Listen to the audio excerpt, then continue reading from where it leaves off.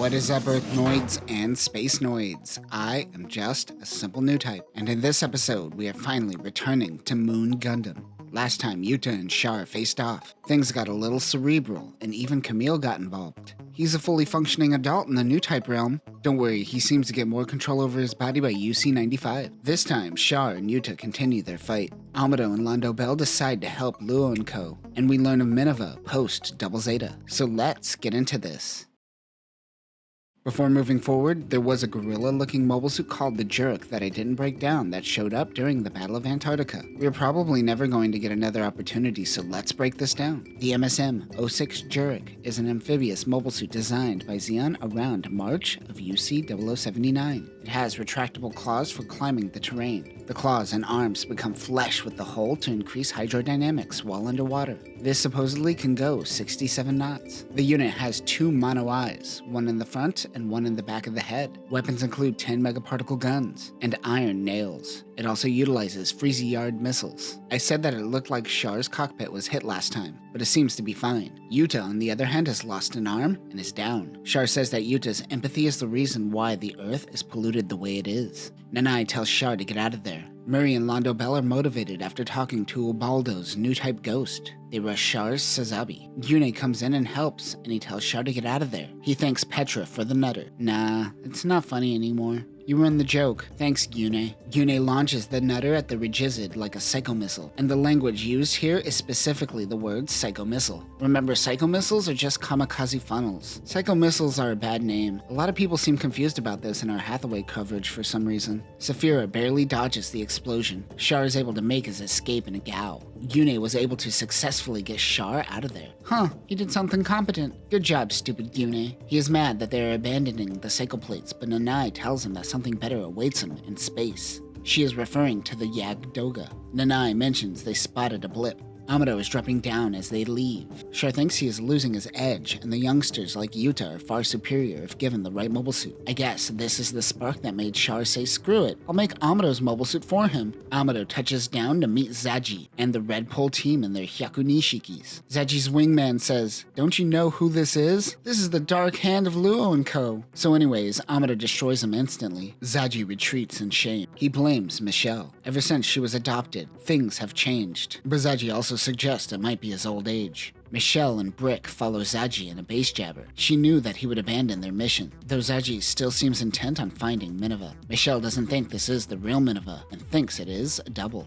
Whatever that black demon Yuta saw last episode, it makes him rethink psycho devices. He says that that black demon has the power to destroy everything. Yeah, but it also could push a rock. So think about that, Yuta. Yuta and Mineva are reunited. She gives him a nice bright slap. Somewhere else, Camille smiles for what he just saw. Bro never leaves that chair, but in his mind, he travels the universe. Medicine is heading to Moon. Remember, Medicine is an underground organization handling high coca distribution amongst other things. They have Marasais hiding nearby in case something happens. They refer to them as their ninjas. The shuttle is led into a dark hangar where they meet with Renault. Remember, Raymel is the real Renault, and she claimed Sarasa Moon as her bride last time we saw them. Someone wearing a mask is piloting the Dagdoll. It isn't loose. They have another pilot in handcuffs raring to fight, and they are in a weird modified Zaku of the sorts. Renault says the terms of their trade agreement have changed, and they demand more money. This agreement has been going on for over 50 years. One of the people on the shuttle is working with Moon and betrays Medicine. Gazassis surround the shuttle, but the ninjas pop out of dummy balloons and surround them. Renault has heard of them. They are the ninjas of Nutabara. That is when the Dagdoll attacks. The pilot is Raymel. Raymel and Renault have completely traded places at this point. Raymel sends out the prisoners. It happens to be Agos. He is excited to take down the shuttle. It seems as though the sleeper cell inside of him is activated. Remember when he sliced that one guy in half? Renault allows him to kill the passengers, so long as the supplies are okay. Sucks for that one guy helping him.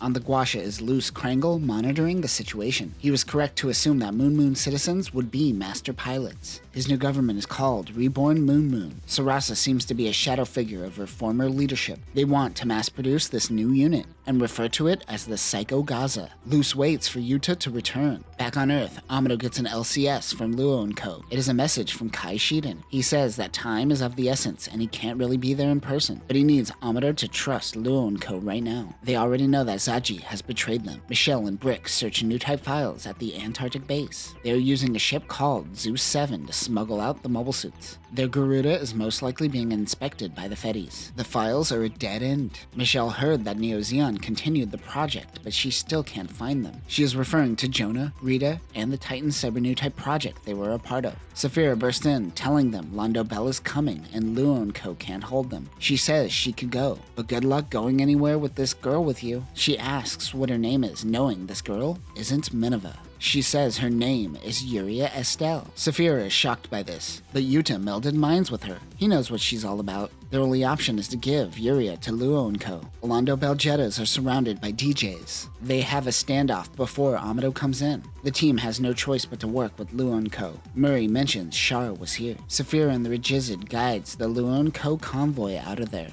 They are looking for their contact. Out of the snowstorm comes a Beechcraft Model D-17 Comet. It is Beltorchica Irma. If you read Gundam Pulitzer, you know she is working with Luo & Co. and possibly helping out Mars Zeon. Go read Gundam Pulitzer if you haven't. She is glad they didn't run into Amado as their relationship still is fresh in her mind. For the first time ever, Yuta sees the ocean. He is amazed by its size. In the ocean is the cargo ship Zeus 7, with Kai Shiden on board. Nanai lost track of Mineva's location. She mentions that Commander Badrig was once a part of the Australian district. I don't know what she's getting at here, unless it is regarding Astaroth from Rise from the Ashes and Johnny Raiden. Shar is getting some rest for their upcoming invasion of Sweetwater, which they won't actually have to take over because they welcome him with open arms. Yes, we are returning to High Streamer very soon. Yuta meets with Kai Shiden. He seems to know that he fought against Shar, and he knows all about the psychoplates. Kai says he is a journalist after all. No, you're not. You're some kind of Black Ops spy pretending to be a journalist, and I refuse to believe otherwise. Michelle talks to Papa Luo about Zaji becoming a turncoat. He apparently fled to the ninjas of New Tabara. They want to study this Mineva double, as she is valuable for Newtype research. They take out a tracker in Yuria's body. Saphira thinks she deserves a chance to live her own life. We flash back to UC 0085. A struggling woman gives up her daughter to Haman because she looks exactly like Mineva Zabi,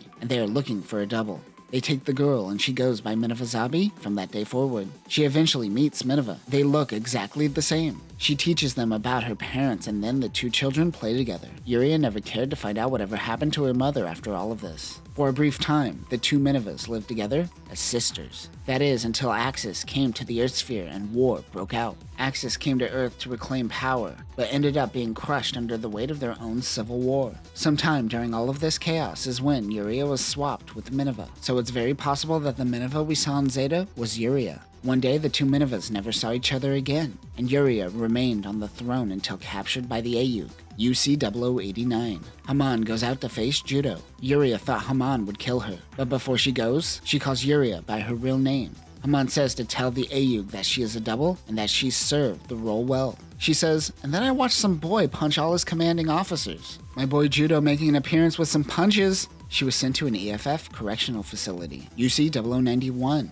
She was deprogrammed and essentially left to rot in a Fetty facility, until one day a Neo-Zeon remnant faction broke her out. She watched many Zeon soldiers die thinking they were saving the real Mineva Zabi. They even faked her death. The death of her people burdened her, and she couldn't bring herself to tell them that she isn't the real Mineva. So she played the role of a leader, like she was taught, by the only family she knew, Mineva and Haman. As messed up and weird the circumstances are, these two were her family. Because the Fetties found a dead body at the scene of the incident, they assumed the body double was dead, so anytime Yuria rose up with Neo Zeon, they just thought it was the real Mineva. Kai and Bell are spying on this conversation. They mention this ship's purpose is to help displaced families. The Manhunters are slowly growing at this point, and immigration is starting to be a focal point for the Fetties, which comes to fruition in Hathaway. Yuria believes that it was Luce that broke her out. He wanted her to seize control of Neo Zeon. It appears Shar found out about this and started scheming behind the scenes to have Londo Bell take down Luce. Char knew about Luce and his intentions from the beginning. Luce Krangle wanted to take control of Neo Zeon like Glimmy, but wasn't dumb enough to fracture Neo Zeon. Did they ever mention what side the Krangle faction was on during the Civil War? Probably fence sitters. Everyone right now is converging on Moon because many think Yuria is Mineva. The only way they could prove that she isn't is to find the real Mineva. And that will do it for this volume. We finally get some backstory on Mineva's body double, and this confirms what many probably assumed. Mineva was swapped, even during the events of Zeta and Double Zeta, and we never really see Mineva until she shows up in Unicorn. This also answers the question of how Mineva falls in love with Yuta, but a few years later, she's with Banana. Well, they are two different people. We have caught up in this manga once again. It doesn't seem like this manga is coming to an end anytime soon, as they just introduced Newtype, a new mysterious enemy helping medicine. Let me know where you think this manga is heading. But that will do it for now, Newtypes. Remember, this manga has a panel of Char taking a nap, and it's adorable. Peace.